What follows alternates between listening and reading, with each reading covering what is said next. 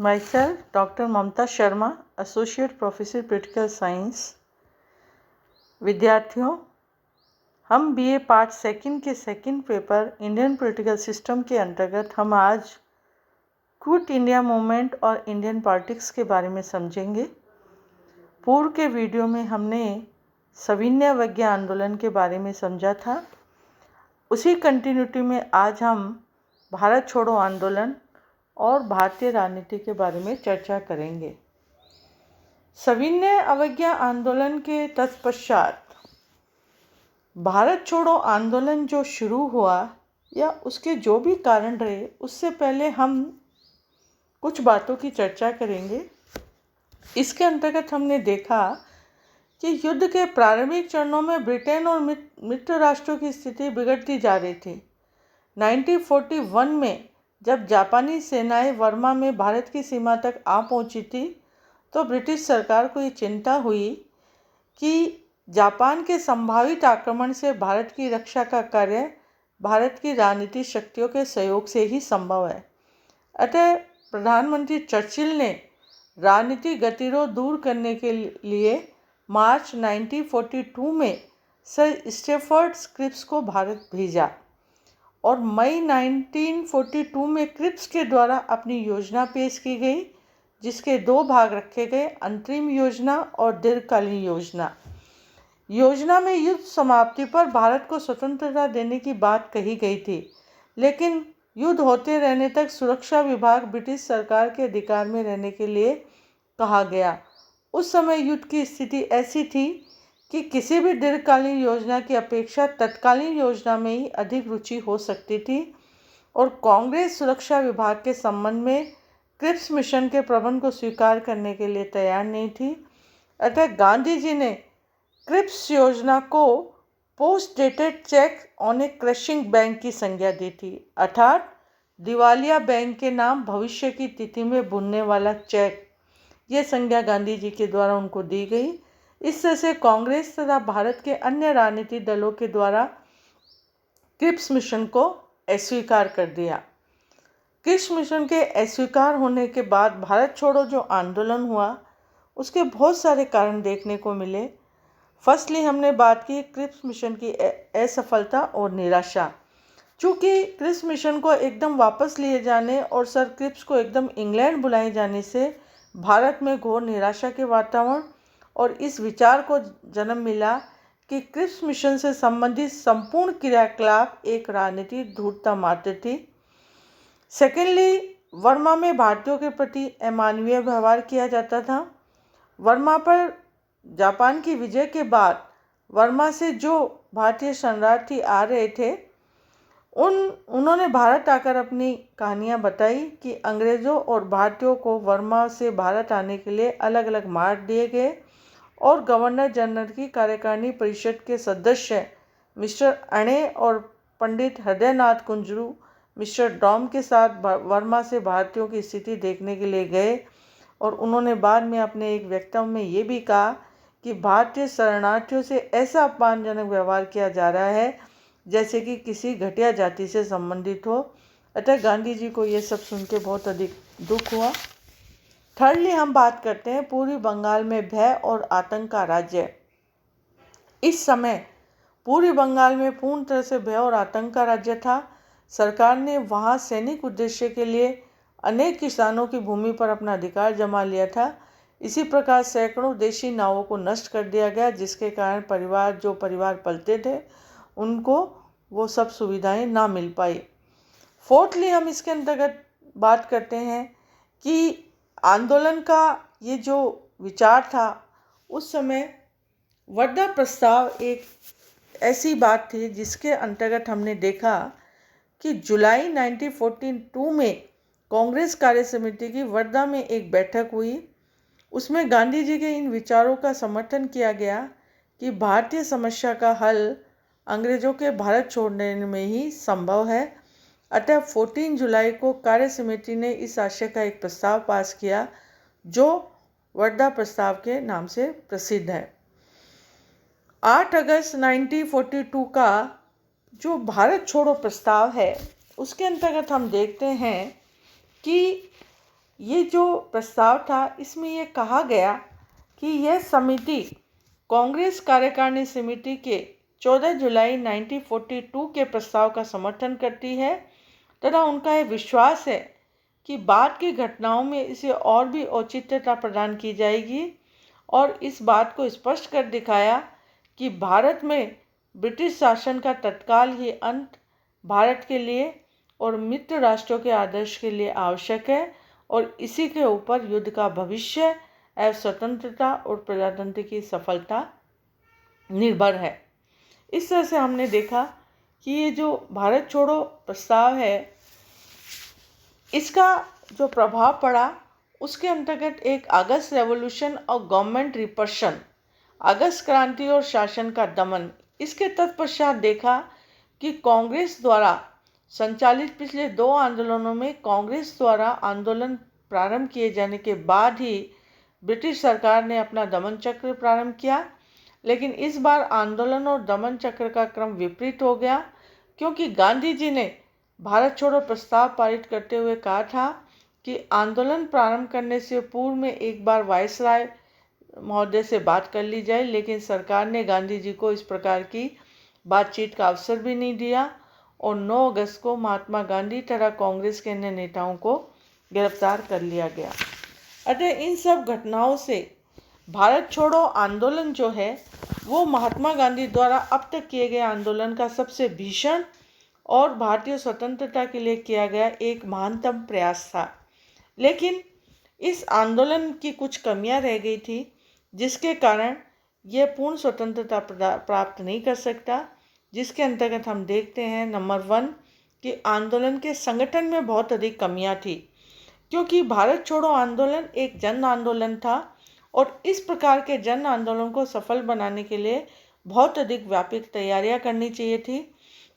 अतः आंदोलन के नेताओं द्वारा अपनी रणनीति निश्चित कर ली जानी चाहिए थी। इससे पूर्व की शासन उनको गिरफ्तार करे और उन्हें अज्ञात स्थान में चला जाना चाहिए था, लेकिन इस प्रकार की तैयारियां ना होने के कारण यह आंदोलन की कुछ कमियों के अंतर्गत आ गया।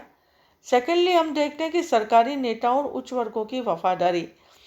भारत छोड़ो आंदोलन तत्काल ही अपने लक्ष्य की प्राप्ति के लिए इसलिए भी असफल रहा कि देशी रियासतों के नरेश, सेना, पुलिस, उच्च अधिकारी तथा कर्मचारी आंदोलन में सरकार के प्रति पूर्ण वफादार बने रहे और इसे शासन कार्य बेरोक टोक चलता रहा। थर्डली हम देखते हैं आंदोलनकारियों की तुलना में शासन की कई गुना शक्ति। वस्तुतः आंदोलन की तत्कालीन असफलता आवश्यक भावी थी क्योंकि आंदोलनकारियों की तुलना में शासन की शक्ति में बहुत अधिक वृद्धि थी। अतः आंदोलनकारियों को न कोई गुप्तचर व्यवस्था थी और न ही एक स्थान से दूसरे स्थान पर संदेश भेजने के साधन थे। उनकी आर्थिक शक्ति भी ब्रिटिश शासन की तुलना में बहुत अधिक कम थी। लेकिन इन सब के बावजूद भी इस आंदोलन का महत्व है और इस आंदोलन का महत्व बना रहा क्योंकि यद्यपि भारत छोड़ो आंदोलन अपने मूल लक्ष्य भारत में ब्रिटिश शासन की समाप्ति के तत्कालीन रूप को प्राप्त नहीं कर सका, लेकिन इस आंदोलन ने भारत की जनता में एक ऐसी जागृति पैदा कर दी जिससे ब्रिटेन के लिए भारत पर लंबे समय तक शासन कर सकना संभव नहीं हुआ। तो इस तरह से हम देखते हैं कि भारत छोड़ो आंदोलन का एक अपना महत्व रहा कमियां होने के बावजूद भी। तत्पश्चात हम देखेंगे कि जो भारतीय स्वतंत्रता अधिनियम 1947 है उसके अंतर्गत हमने देखा कि ये जो अधिनियम प्रस्तावित किया गया था, जो शीघ्र ही 18 जुलाई 1947 को स्वीकृत किया गया था, इसके अंतर्गत भारतीय राष्ट्रीय आंदोलन की जो शक्तियां हैं ये इसमें एक factor responsible for the independence of India के रूप में इन्होंने कार्य किया और 15 अगस्त 1947 को भारतीय सत्ता का हस्तांतरण भारतीय इतिहास की एक अत्यंत गौरवपूर्ण घटना है और यह विदेशी शासन के एक युग का अंत ही नहीं बल्कि कष्टदायक संघर्ष के बाद भारतीय राष्ट्र का पुनर्जन्म था। अतः इसमें भारतीय स्वतंत्रता की प्राप्ति में जो सहायक तत्व रहे उसमें भारतीय राष्ट्रीय आंदोलन की शक्ति, नंबर 2, युद्ध के बाद इंग्लैंड की कमज़ोर स्थिति हो गई। थर्डली, साम्यवाद का डर रहा इसके अंतर्गत, क्योंकि इतिहास बताता है कि किसी देश की जनता पर अधिक अत्याचार करने पर वह साम्यवाद की ओर प्रवृत्त हो सकती है। अतः ब्रिटिश सरकार साम्यवाद के प्रसार के विरुद्ध थी, इसलिए उन्होंने भारत में साम्यवाद के प्रसार को रोकने के लिए भारत को शीघ्र ही स्वतंत्रता प्रदान करना संभव समझा। इसी के अंतर्गत हमने देखा कि इंग्लैंड पर अंतर्राष्ट्रीय दबाव भी रहा और इस अंतर्राष्ट्रीय दबाव के कारण दूसरे विश्व युद्ध के समय अमेरिका के राष्ट्रपति रूजवेल्ट और ऑस्ट्रेलिया के विदेश मंत्री डॉक्टर इबार्ट के द्वारा ब्रिटेन पर भारत को स्वतंत्रता देने के लिए जोर डाला गया और ब्रिटेन को युद्ध जीतने में अमेरिका द्वारा बहुत अधिक सहायता प्रदान की गई थी। और जब युद्ध के बाद अमेरिका द्वारा ब्रिटेन पर भारत की स्वतंत्रता के संबंध में दबाव डाला गया तो ब्रिटेन के लिए अमेरिका की बात को अस्वीकार करना संभव नहीं रहा। तो इस तरह से इंग्लैंड का दबाव भी रहा। इसी तरह सैनिक विद्रोह एक इम्पॉर्टेंट सहायक तत्व रहा, क्योंकि इसके अंतर्गत 1857 से लेकर 1945 तक भारतीय सेना ने ब्रिटिश शासन का कभी भी विरोध नहीं किया था, लेकिन 1946 में बम्बई में सेना द्वारा ब्रिटिश शासन के विरुद्ध एक विद्रोह किया गया। जब ब्रिटिश सरकार ने देखा कि भारतीय सेना भी उनके विरुद्ध हो रही है तो उन्होंने भारत छोड़ देने में ही अपना कल्याण समझा।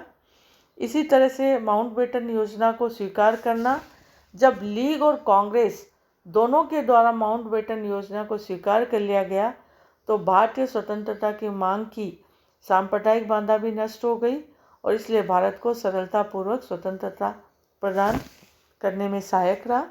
इस तरह से हम देखते हैं कि भारत की स्वतंत्रता में ये सहायक तत्व के रूप में कार्य किया। तत्पश्चात हम देखेंगे कि गांधी जी का राष्ट्रीय आंदोलन में क्या कंट्रीब्यूशन रहा और गांधी जी ने किस तरह से इस राष्ट्रीय आंदोलन को एक जन आंदोलन का रूप प्रदान किया। इसके अंतर्गत हमने देखा कि भारत के राष्ट्रीय आंदोलन में गांधी जी ने एक सर्वाधिक योगदान उनका रहा है और उन्होंने 1919 में कांग्रेस और राष्ट्रीय आंदोलन का नेतृत्व संभाला और उनके बाद वे जीवन पर्यंत राष्ट्रीय आंदोलन के प्रणेता बने रहे।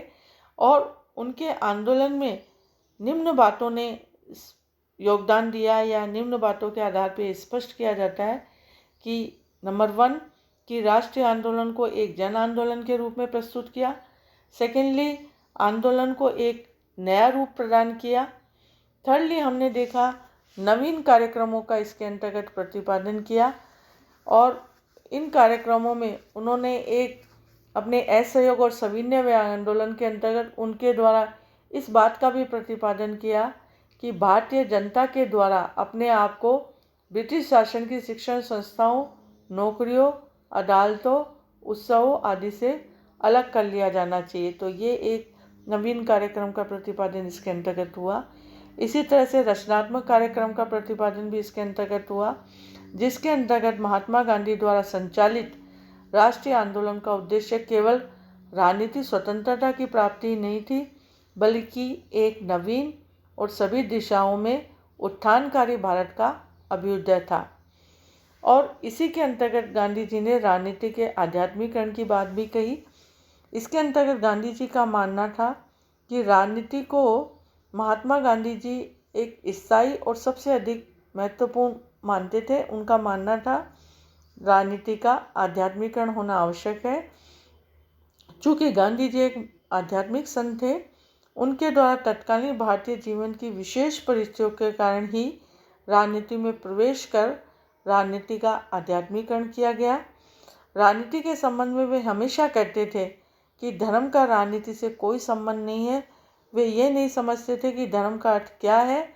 उनका ये मानना था कि धर्म से पृथक कोई राजनीति नहीं हो सकती और धर्म से पृथक राजनीति को उन्होंने मृत्युजाल है, क्योंकि वह आत्मा का हनन करती है।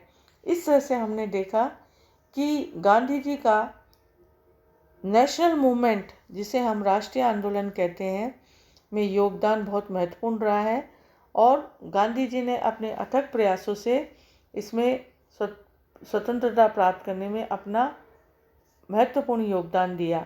इस तरह से हमने देखा कि भारतीय राजनीति में भारत छोड़ो आंदोलन में गांधी जी की भूमिका किस तरह से रही। आज के वीडियो में हम इतना ही देखेंगे।